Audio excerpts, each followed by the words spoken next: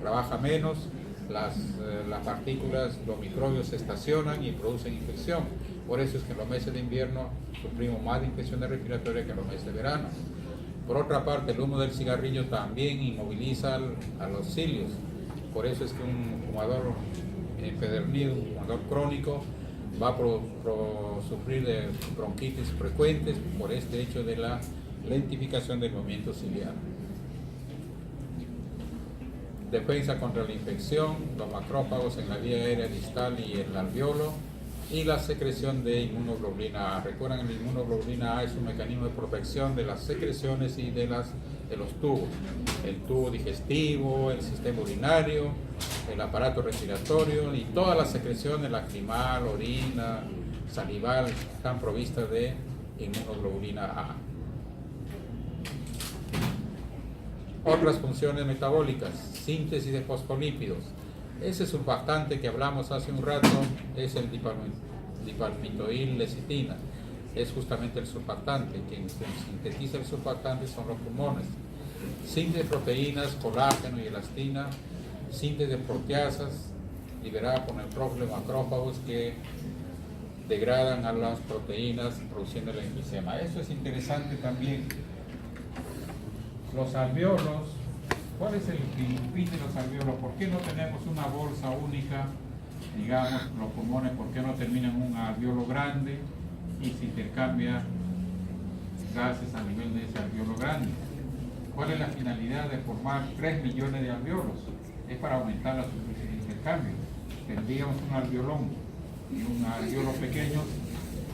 Acá la superficie es enorme comparada con esto.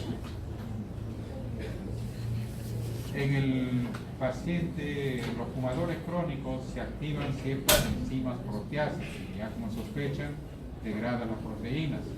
Estas proteasas degradan, digamos, tienes tú un alveolo en esta forma.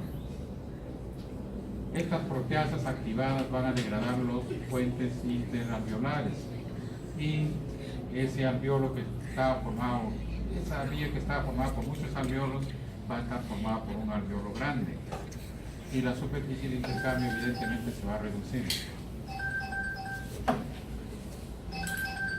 Y a eso se llama enfisema. Enfisema es la activación de las proteasas y transformación de alveolos pequeños en alveolos grandes.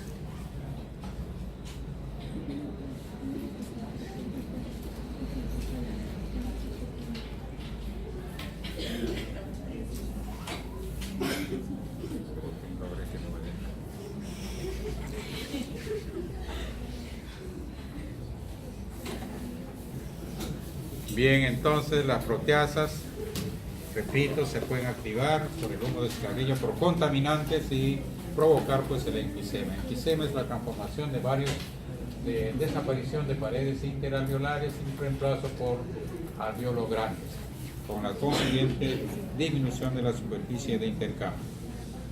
¿Cuánto de superficie de intercambio tenemos normalmente? 70 metros cuadrados. Modifican sustancias transportadas por la sangre. Ya hablamos de la angiotensina 1. ¿Recuerdan? La angiotensina 1 es transportada en angiotensina 2 ¿por quién? Renina. Por la enzima convertidora de la angiotensina 1, la ECA. La ECA. ¿Y dónde se encuentra la ECA? En las células endoteliales, en especial en los pulmones.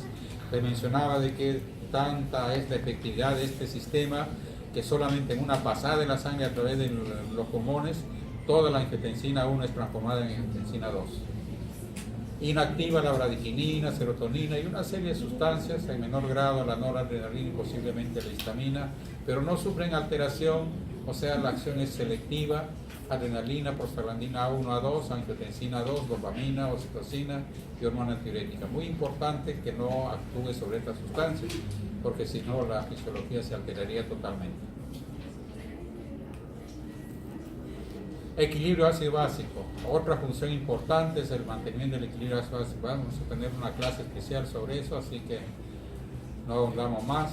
Solo mencionar que el sistema ácido-básico es mantenido por dos órganos en particular: los riñones y los pulmones. Los riñones controlan el bicarbonato básicamente y los pulmones el anhidrido carbónico. y el adecuado balance ácido básico se logra por la adecuada relación de bicarbonato con ácido carbónico. Entonces es importante el balance entre la función de los riñones y el balance de la función de los pulmones. Y otro es el balance acuoso. Recuerdan que una vía de pérdida de agua es la pérdida insensible. ¿Recuerdan qué es la pérdida insensible? El agua que se pierde por la piel y los pulmones, ¿no? Por los pulmones se pierde 10 a 20% de la pérdida total de agua. La décima parte del agua que perdemos diariamente es por los pulmones. Si hablamos mucho, perderemos más agua. Si respiramos intensamente, perderemos más agua.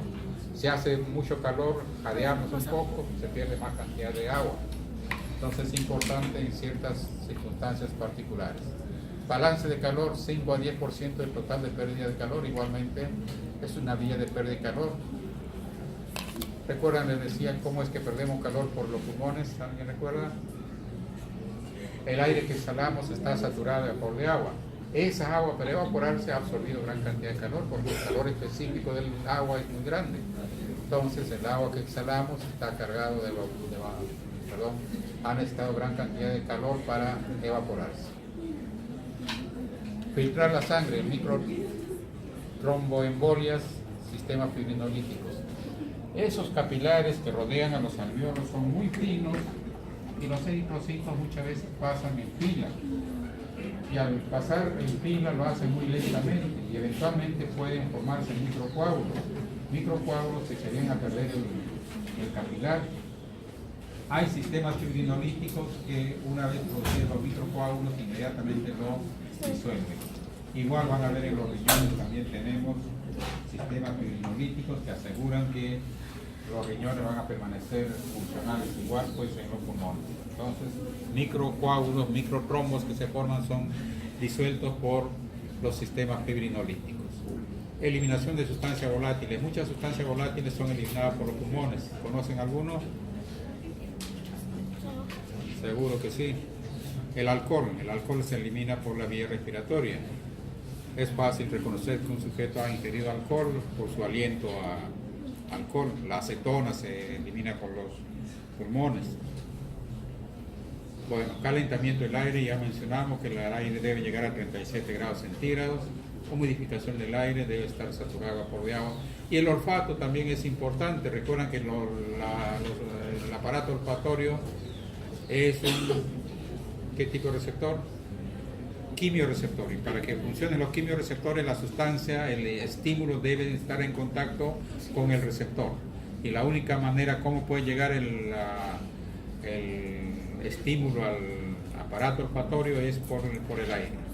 De modo que si no hay aire, si no es por la vía respiratoria, no funcionaría el olfato tampoco. En estado de equilibrio, la captación de oxígeno por los pulmones debe ser igual a la velocidad con que el organismo utiliza el oxígeno. Lo mismo, la eliminación de anhídrido carbónico debe ser igual al anhídrido carbónico producido por los procesos metabólicos. Ya mencionamos que ni más ni menos. Recalquemos, si tú estás en actividad necesitas más oxígeno y entonces ¿cómo funcionarán tus pulmones? A mayor velocidad. Por otra parte, si estás haciendo ejercicio físico, produce mayor cantidad de anhídrido carbónico. Tu pulmón debe ser capaz de eliminar mayor cantidad de anhídrido carbónico. Y recalcamos que la cantidad de anhídrido carbónico que elimina solamente es lo necesario para compensar la excesiva producción. O sea, normalmente tus mecanismos compensatorios no te pueden producir ni acidosis ni alcalosis. Otra vez volvemos a nuestros años dorados de la niñez. Recordar el gas ambiental. El gas ambiental, nitrógeno y oxígeno, pero poca cantidad de presión de anhídrido carbónico. Es importante la altitud. ¿Por qué es importante la altitud? Porque la presión barométrica va disminuyendo con la altitud. El porcentaje de oxígeno no varía. El gas ambiental del aire seco, oxígeno, bueno, valores que lo tienen ahí. Me basta con que recuerden estos valores que dimos, esto sí es obligatorio.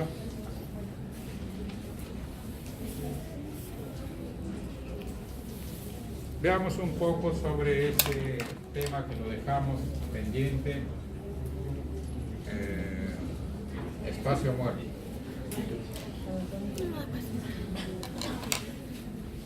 Recuerdan, la vía respiratoria la hemos dividido en dos porciones: la vía respiratoria de conducción y la vía respiratoria de transición. La vía respiratoria de conducción se cierra, sale el aire cuando expiramos, no, permanece abierto. Y si permanece abierto, contendrá cierto volumen de aire. Ese aire contenido en la vía respiratoria que no interviene en los mecanismos de intercambio de gases se llama espacio muerto.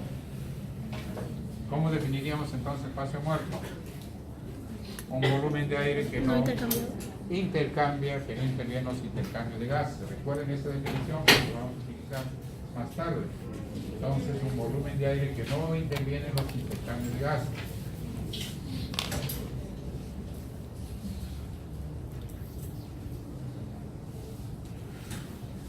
Vamos a simplificar nuestro dibujo. Esto que sea toda la vía respiratoria. Y esto, el conjunto de alveolos. En cada movimiento respiratorio normalmente ingresa 500 mililitros de aire. Y, por supuesto, exhalamos también 500 mililitros de aire. Ese volumen de aire que ingresa o sale de los pulmones en cada movimiento respiratorio se llama volumen de aire corriente, el VAC, o volumen tidal. Que vayan recordando, volumen de aire corriente o volumen tidal. ¿Qué cosa es? Es el volumen de aire que ingresa o sale de los pulmones en cada movimiento respiratorio normal. Y normalmente un promedio de 500. Por supuesto depende de la talla, del tamaño, etcétera, pero en general un promedio de 500 mililitros. Decíamos que la vía respiratoria estaba formada por vía respiratoria de conducción y vía de intercambio. Cuando ingresa el aire, estos 500 mililitros de aire ingresan a los pulmones, digamos, al final de la inspiración. ¿Cómo queda al final de la inspiración? Inspiración, por si no recuerdan, es la entrada de aire, expiración, salida de aire. A ver, ingresan 500 mililitros de aire a los pulmones. En la vía respiratoria se quedará un volumen de aire, ¿no es así? Puesto que no se va a colapsar. ¿Cuánto queda en la vía respiratoria? 150 mililitros. ¿Y a los alveolos cuánto entra? ¿Cuánto entrará? A ver, saquen su dedito para que sume. 150 mililitros. Entonces, de los 500 que ingresan, 150 se queda en el espacio muerto y 350 va a intervenir en los intercambios de gases. ¿Estamos? Estos 150 mililitros de aire que queda en la vía, en el espacio muerto, al final de la inspiración, estamos hablando final de la inspiración, ¿qué tipo de aire es? Recuerdan que dijimos que había un aire inhalado, un aire exhalado. Aire inhalado es el aire atmosférico, es la composición del aire atmosférico, que tendrá gran cantidad de oxígeno y poca cantidad de anhídrido carbónico. El aire que sale, el aire que exhalamos, tiene menos cantidad de oxígeno y más cantidad de anhídrido carbónico. Entonces, el aire atmosférico, vamos a llamarle aire fresco, aire atmosférico. En el año creo que llaman aire fresco, así vamos a hablar de aire fresco, aire atmosférico. Tiene gran cantidad de oxígeno y poca cantidad de anhídrido carbónico. ¿Estamos? No hay ninguna dificultad, creo, ¿no? Entonces, tú inspiraste 500 mililitros, 350 ingresaron a tus alveolos, 150 se quedaron en el espacio muerto. ¿Pero qué tipo de aire? Aire oxigenado, aire fresco, aire atmosférico, con gran cantidad de oxígeno. Ahora, cuando expiras, en la expiración, ¿qué va a pasar en la expiración?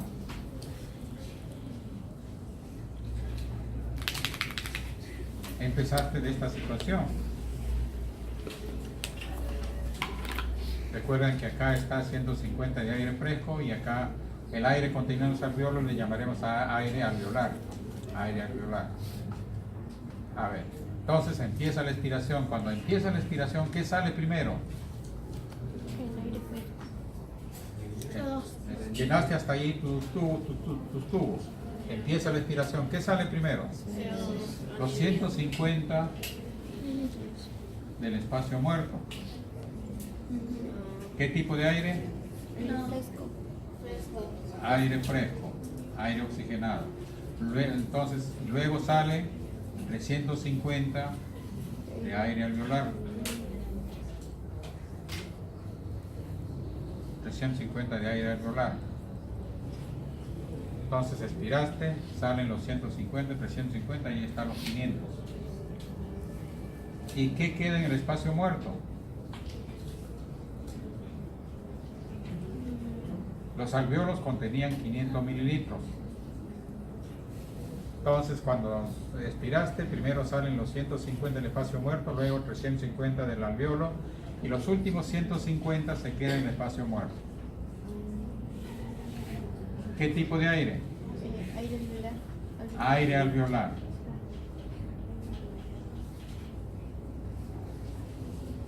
¿Entendido?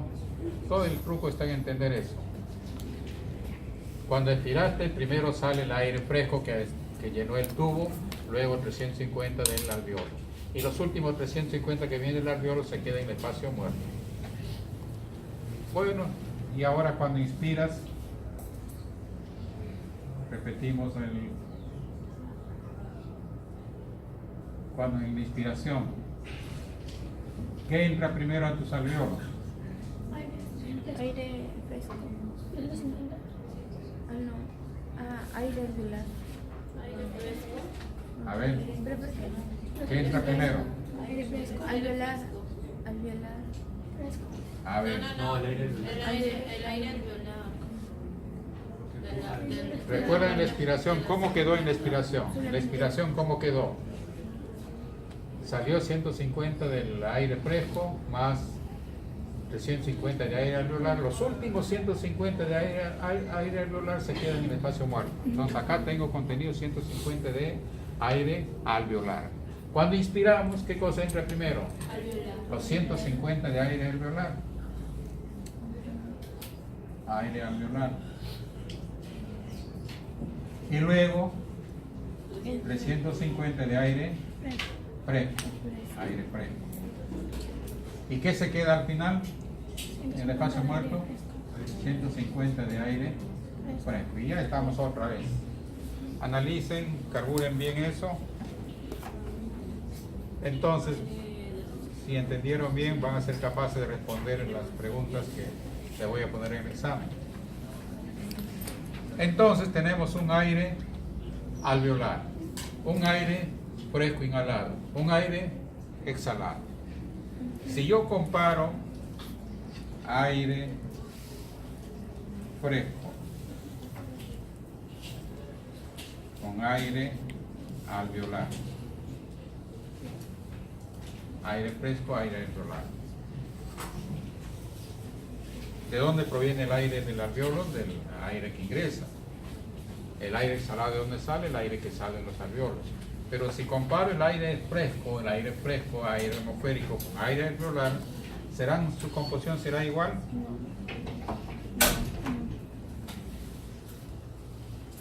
El aire fresco comparado con el aire alveolar. ¿Cuál sería la diferencia? El oxígeno. ¿Será igual? ¿Dónde es mayor el oxígeno? En el aire fresco, oxígeno mayor. ¿Y por qué el oxígeno es menor en el aire alveolar? Porque se mezcló con 150 de aire no oxigenado. ¿Estamos?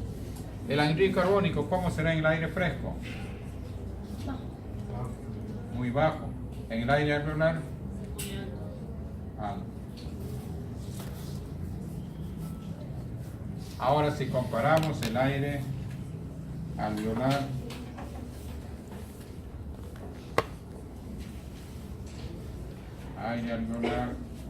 con aire exhalado.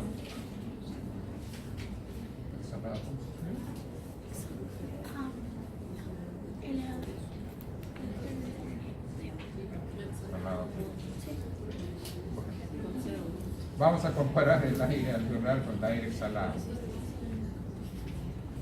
Ojo, si me deducen eso ya podemos dejar el tema. El aire alveolar, el aire exhalado. El oxígeno, ¿dónde es mayor? Exhalado. No, alveolar será lo que voto. Exhalado. ¿Dónde es mayor? El alveolar. Alveolar. Cuando exhalamos, cuando botamos, ¿qué cosa botamos primero? 150 de aire Oxígeno, oxígeno. alveolar, no de aire. Votamos 150 de aire fresco y 350 de... Cuando inspiramos, a ver, vamos a revisar, no estamos equivocados. Cuando inspiramos, ¿qué ingresa primero? aire fresco. fresco. 150 de aire. Fresco. Inspiramos. Fresco, hombre. No habíamos empezado así. Final de la inspiración, ingresa 500 mililitros. Sí. De los 500 que ingresan, 350 mililitros de aire fresco ingresa al alveolo. Los últimos 150 se quedan en el espacio muerto. ¿Qué tipo de aire queda en el espacio muerto? Aire fresco, aire fresco. Esa es la situación al final de la inspiración.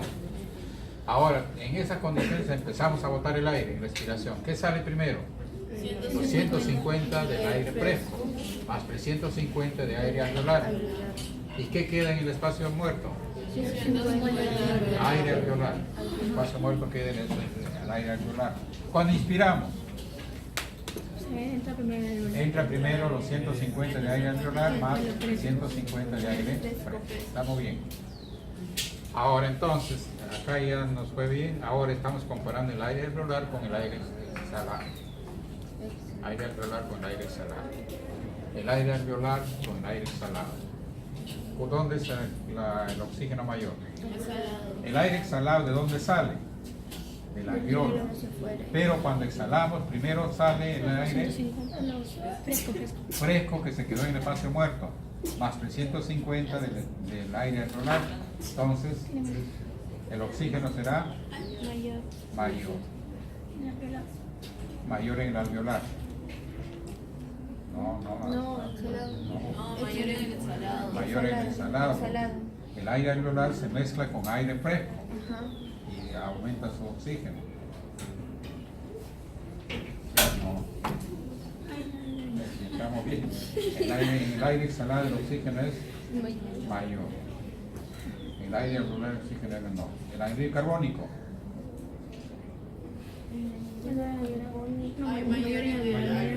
El aire alveolar es gran cantidad, se va a mezclar con aire fresco, que tiene poca cantidad de anhídrido carbónico, entonces ¿dónde tendremos más? Alveolar. Alveolar.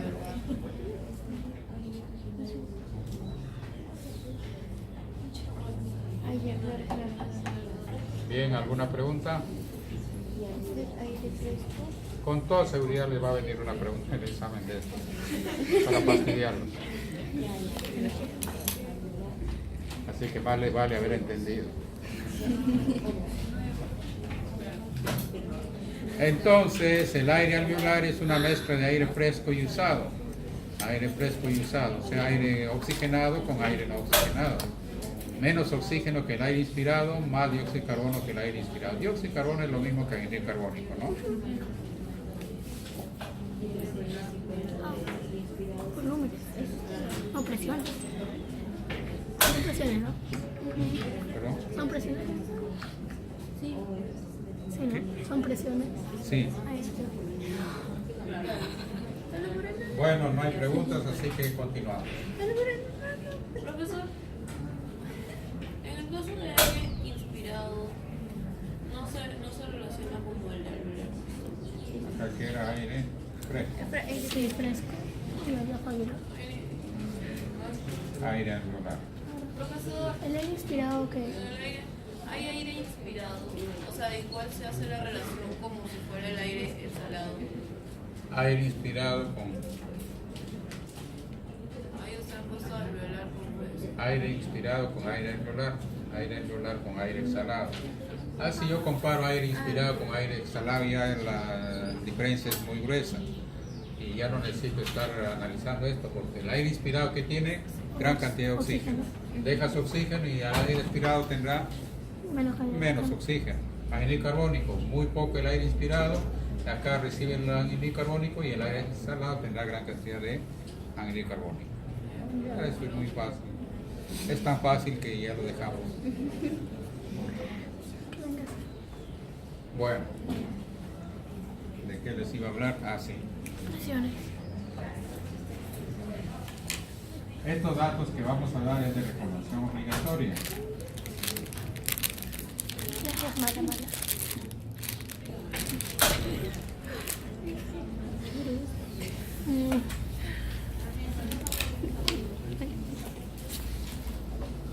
A ver, la presión del oxígeno en el alveolo a nivel del mar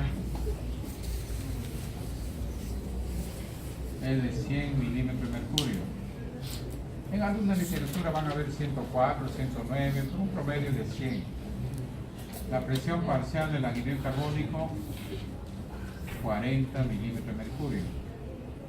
En el aire alveolar, presión del oxígeno 100 milímetros, del anhídrido carbónico 40 milímetros. ¿Será igual a la presión de oxígeno atmosférico? ¿Igual? No, el oxígeno es menos. Recuerden que el aire alveolar es menos que el aire atmosférico. ¿El anhídrido carbónico será igual al aire atmosférico? No, es mayor, ¿no? Porque se mezcla con el aire alveolar. Bueno, ya hemos analizado eso. En la sangre que está llegando al alveolo, la presión del oxígeno es 40 milímetros de mercurio. La presión del anhídrido carbónico es 45, en alguna literatura van a ver 46. No vamos a pelear por 1 milímetro. Entonces, a medida que la sangre pasa, va cargándose de oxígeno. ¿Y con cuánto sale? Sale con 100 milímetros de mercurio. El anhídrido carbónico, a medida que va pasando frente al alveolo, va saliendo, va dejando, y al final, ¿con cuánto sale? 40. Normalmente, si las condiciones son adecuadas, hay un equilibrio, de modo que entra con 40, intercambia y sale con 100, entra con 45 y sale con 40. ¿Estamos? En los tejidos, a los tejidos, ¿cómo llega la sangre? Llega con estas condiciones. En los tejidos, ¿qué pasa? Se queda el oxígeno y sale el anhídrido carbónico. La sangre venosa, ¿cómo es? La sangre venosa tiene oxígeno 40 milímetros y anhídrido carbónico 45 milímetros. Esto otra vez a los pulmones para intercambiar gas. ¿Listos?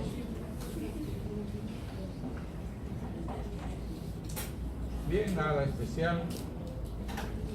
El nitrógeno intercambia poco, el agua también, de modo que vamos a fijarnos en el oxígeno y en el anhídrido carbónico. Acá están los datos. En el aire atmosférico 158, 59 creo que dice, ¿no? La presión del oxígeno 159 milímetros de mercurio, del anhídrido carbónico 0.3 milímetros. El aire alveolar 104 de oxígeno, de anhídrido carbónico 40. En la sangre venosa, oxígeno 40, anhídrido carbónico 46, no 46. Esto va a llegar, va a intercambiar. El simplificado tenemos acá. Otros datos numéricos parecidos.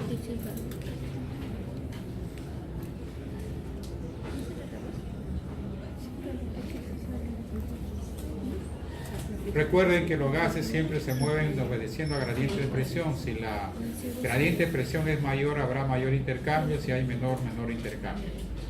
Una cosa importante: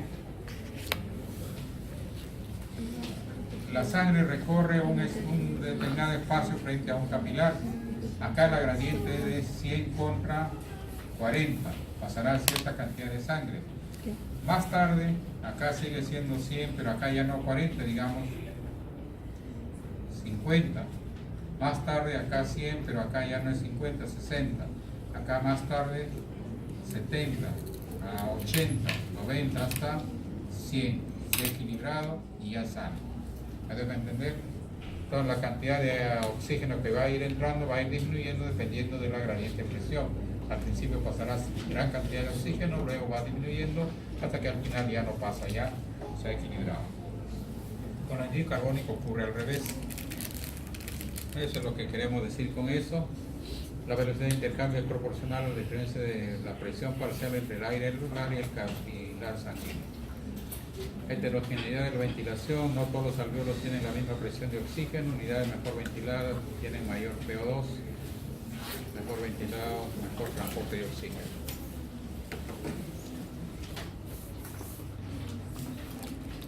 Ahora sí podemos borrar.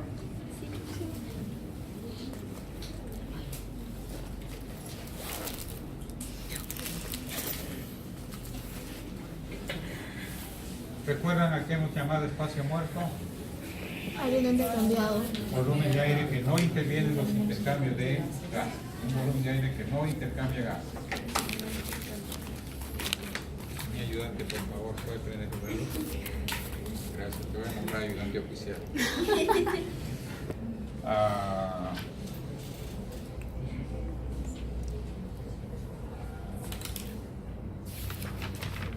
Así. Bien, entonces, si consideramos un alveolo en particular, un alveolo y un capilar en particular, la relación es tan exacta. Acá entrará cierto volumen de aire, ¿no es así? Acá entrará cierto volumen de sangre, que voy a llamarle P, perfusión. Un volumen de aire que ingresa a los alveolos, un volumen de sangre que pasa frente a los alveolos. Lo ideal, ¿qué cosa es? Que entre cierta cantidad de aire, lo suficiente para oxigenar al volumen de sangre. ¿Sería conveniente que entrara más aire de lo necesario para oxigenar a un volumen de sangre? ¿Sería conveniente? No, ¿qué dice? No sería conveniente. ¿Por qué? Porque estarían desperdiciando cierto volumen de aire. ¿Sería conveniente que entre más cantidad de sangre del que es suficiente para oxigenar con ese volumen de aire? Tampoco estaríamos desperdiciando sangre. Entonces la relación debe ser muy estricta entre la cantidad de volumen y la cantidad de sangre. O sea, debe entrar cierta cantidad de aire, lo suficiente y necesario, y nada más que necesario para oxigenar al volumen de sangre que está llegando. O sea, para un adecuado intercambio, la relación entre volumen y perfusión, volumen es la ventilación, volumen de aire que está llegando, la perfusión, volumen de aire que está llegando, debe ser ideal. Y ese ideal es 0.8. Vayan recordando para una clase posterior. Entonces la relación ventilación-perfusión ideal es 0.8. Si D sobre P fuera mayor de 0.8, ¿qué problemas tendríamos? A ver, ¿qué problema habría? ¿Qué estamos desperdiciando? Aire. Por decir, ¿está bien? Por decir, tenemos cualquier cifra. Digamos, tengo 10 mililitros de aire, pero tengo esos 10, el volumen de sangre que está ingresando puede ser oxigenado solamente con 5 mililitros de aire. O sea, 5 mililitros de aire es suficiente para oxigenar a los 5 mililitros de sangre de plasma que está llegando. Pero no llega a 5, sino llega a 10. Entonces, ¿qué estoy desperdiciando? Aire. Entonces, 5 fueron necesarios para oxigenar al sangre que está llegando. Y tengo un exceso de aire. Ese exceso de aire no va a intercambiar. ¿Cómo se llama el aire que no intercambia? Espacio muerto. Entonces, acá tendría lo que se llama fenómeno espacio muerto. ¿Cuándo entonces tengo un fenómeno de espacio muerto?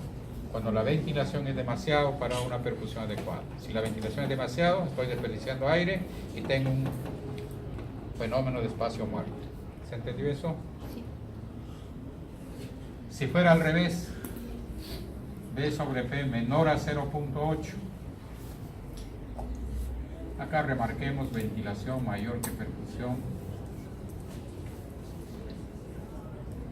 Es esto de acá. Efecto espacio muerto. Acá, la ventilación sobre perfusión menor de 0.8. Ahora es al revés. Digamos, está llegando sangre como 10, pero está llegando aire como 5. Esos 5 van a oxigenar a 5, pero tengo 5 de sangre que no es oxigenado. ¿Qué estoy desperdiciando acá? 5 de sangre que no va a ser Oxigenado. Oxigenado. recuerden para hablar de Shunt, me olvidé mencionarles al hablar ahí. ¿Estamos? Entonces acá estoy desperdiciando sangre. Excesiva cantidad de sangre, perfusión mayor que ventilación. Entonces a eso llamamos efecto Shunt o fenómeno Shunt. Fenómeno Shunt o Shunt, ¿no?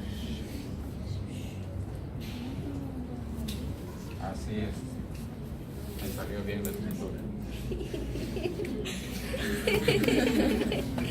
Sí, yo también casi me aplaudo yo mismo. También. Dejamos un ratito esto. Nos habíamos olvidado de hablar de Shunt. A ver, ¿cuándo se oxigena la sangre? ¿Cuándo se oxigena?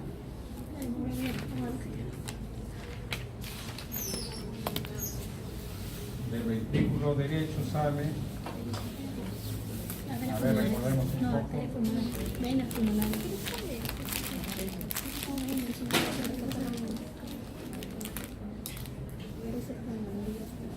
Tenemos la aorta, la pulmonar, los pulmones, la arteria pulmonar,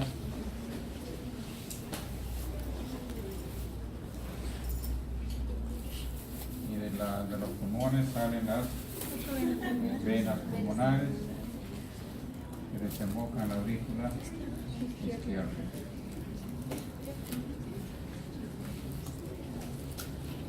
Recordemos, en el ventrículo derecho, ¿qué tipo de sangre tenemos? ¿Oxigenada o no oxigenada? Vamos a llamarle sangre venosa y sangre arterial. ¿Sangre venosa o sangre arterial? Sangre venosa. En la arteria pulmonar, sangre venosa. En las venas pulmonares, sangre oxigenada, sangre arterial.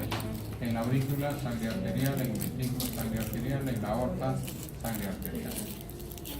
Entonces, ¿qué pasó? ¿Cómo fue que nuestra sangre venosa se transformó en sangre arterial al pasar por los pulmones?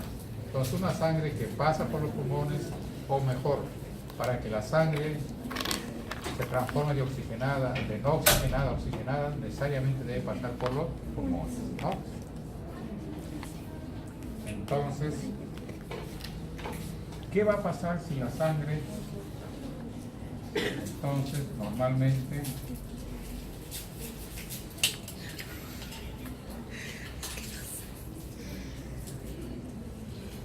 el compartimiento venoso, el compartimiento arterial? Normalmente la sangre se oxigena cuando pasa por los pulmones.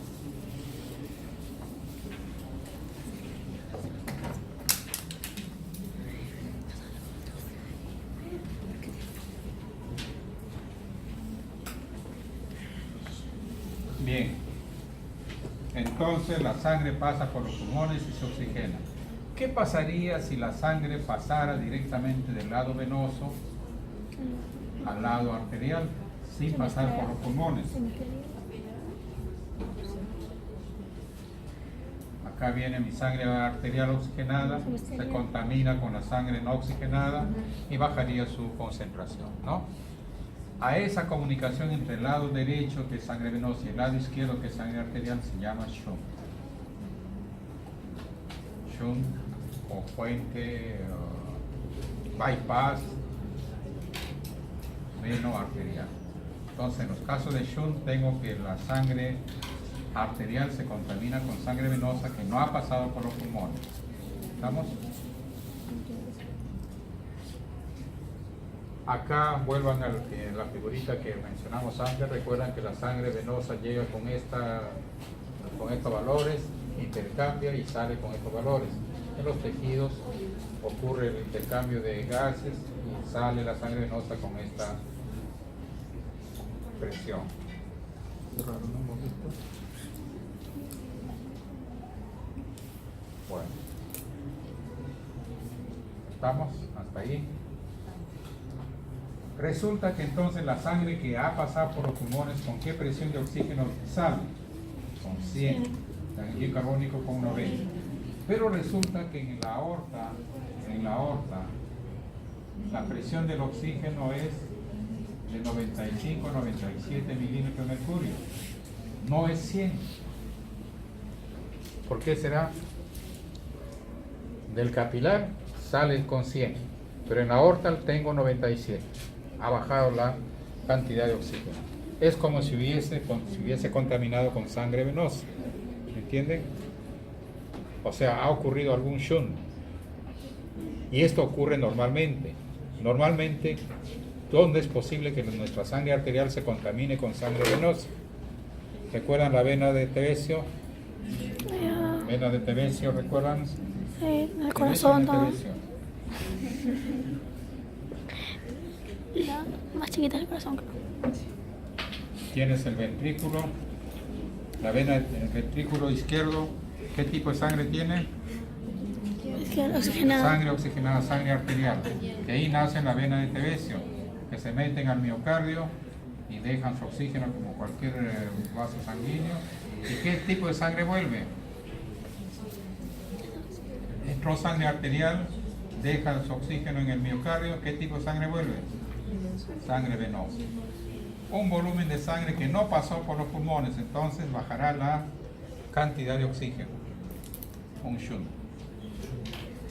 Otro shunt.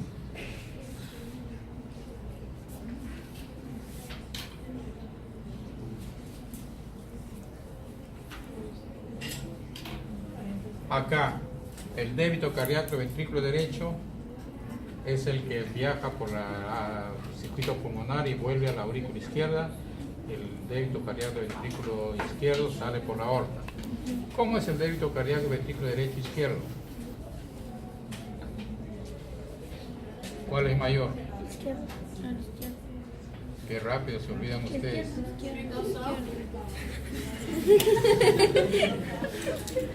¿Cómo están nuestras bombas cardíacas? ¿En serio o en paralelo? Si les pagara para olvidar, ganarían todos los premios. Serían millonarios. En serie. Y si es en serie, ya mencionado, necesariamente el volumen tiene que ser igual. De modo que el gasto del ventrículo derecho es igual al gasto del ventrículo izquierdo. Y el mismo volumen es el que da la vuelta y da la vuelta por el circuito sistémico. El mismo volumen de sangre va dando vueltas tanto en el circuito pulmonar como en el circuito sistémico, ¿no? Es igual. Bueno, entonces, ojo, la circulación pulmonar, ¿qué tipo de sangre carga? ¿Qué tipo de sangre sale por el ventrículo derecho? Sangre no oxigenada. Acá se oxigena y vuelve sangre oxigenada. Bien, todo eso está muy bien. Nuestra sangre venosa es transformada en sangre arterial. Pero los pulmones no necesitan oxígeno. ¿De dónde sacan el oxígeno? Porque por acá está recibiendo sangre venosa. No está recibiendo oxígeno. La vía respiratoria, los bronquios, toda esa vía respiratoria que hemos mencionado, necesita oxígeno. Trabaja, necesita oxígeno. ¿De dónde recibe el oxígeno? No recibe del circuito pulmonar, porque es sangre venosa. ¿De dónde recibirá? La aorta descendente tiene las arterias bronquiales. Las arterias bronquiales van a nutrir a los pulmones, a toda la vía respiratoria. ¿Qué tipo de sangre va? De la aorta, ¿qué tipo de sangre? Oxigenada. Deja su oxígeno en el tejido pulmonar y desemboca en el sistema, en las venas pulmonares. ¿Qué tipo de sangre? no oxigenada, porque acá se originó sangre oxigenada en la aorta, dejó su oxígeno en los pulmones, y ahí sale sangre no oxigenada que desemboca en el sistema pulmonar. Otro shunt. Entonces tenemos normalmente shunt anatómicos a nivel de la vena de Tebecio y a nivel de la circulación bronquial. Por esa razón, entonces la sangre arterial no tiene 100 de oxígeno, sino de 95, 97. ¿Estamos?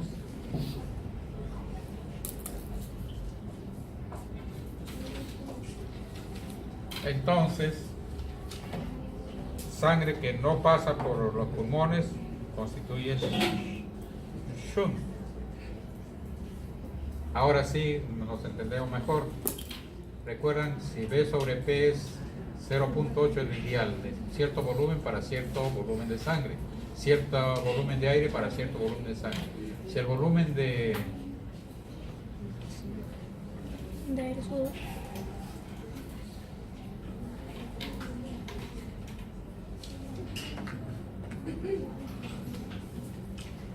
Si ventilación mayor que perfusión, excesiva ventilación, o hay un volumen de aire que se pierde, entonces hablamos de efecto. Si pierdes aire, hay un volumen de aire que no está ventilándose, que no está interviniendo en los intercambios de gases, de efecto espacio muerto. Espacio muerto. Efecto o fenómeno de espacio muerto. En cambio, en este caso, donde la perfusión es demasiado con respecto a la ventilación, ¿qué cosa se pierde? Volumen de sangre. Hay un volumen de sangre que no va a oxigenar.